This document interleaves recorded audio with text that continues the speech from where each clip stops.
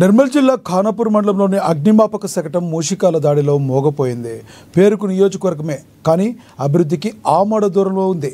కొన్నేళ్ల తరబడి ప్రజలు చేసిన పోరాటంలో వచ్చిన అగ్నిమాపక కేంద్రం, ప్రత్యేక బిల్డింగ్ లేక ప్రభుత్వ వ్యవసాయ మార్కెట్ గిడ్డంగి పక్కనే ఉన్న ప్రభుత్వ భవనంలో కొనసాగుతుంది. భవనంలో ఫైర్ ఇంజన్కు ప్రత్యేకమైన షెడ్డు లాంటిది లేకపోవడంతో వర్షానికి తడుస్తూ ఎండలో ఎండిపోతుంది. వ్యవసాయ గిడ్డంగి పక్కనే ఉండడం వల్ల అగ్నిమాపక శకటంలోకి మూషికాలు ప్రవేశించి ఫైర్ ఇంజన్ మూత మోగిపోయే విధంగా తమ ప్రతాపం శకటంపై చూపించి వైర్ల వ్యవస్థను తునాతునకలు చేశాయి.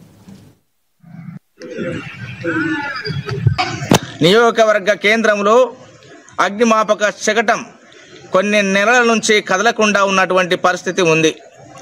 ఎందుకు కదులుతలేదు అనేటువంటిది ప్రజాప్రతినిధులు కనీస పర్యవేక్షణ కరువైంది.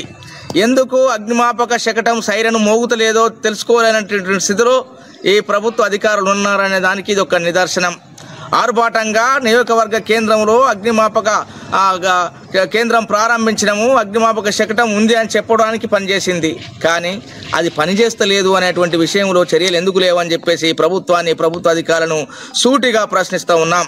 నెలల నుండి అది ఎలకలు కొరికి, వైర్లను కొరికి సైరన్ మోహకుండా చేస్తే అది ఎందుకు బాగు చేయించట్లేదో ఇవాళ సూటిగా మేము అఖిల భారత ఐక్య రైతు సంఘం తరపున సూటిగా ప్రశ్నిస్తూ ఉన్నాం. ప్రజాప్రతినిధులు ఏమయ్యారని అడుగుతా ఉన్నాం. ప్రజాప్రభుత్వంలో ప్రజాప్రతినిధులు ఉన్నారా లేరా అని అడుగుతా ఉన్నాం.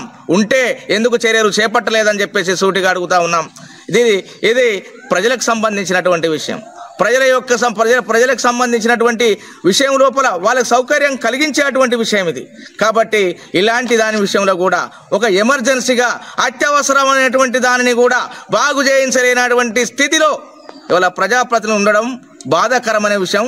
ప్రభుత్వ అధికారులు, ప్రజాప్రతినిధులు ఇప్పటికైనా అగ్నిమాపక శకటం ఎందుకు ఖరాబ్ అయిందో, ఎందుకు పనిచేయట్లేదో, ఎందుకు కదులుతలేదో దాని గురించి దాని టెక్నీషియన్లు ఎక్కడుంటే అక్కడ బాగు చేయించాల్సినటువంటి అవసరము, తక్షణం చేయాల్సినటువంటి బాధ్యత ప్రజాప్రతినిధులు ప్రభుత్వం పైన ఉన్నది.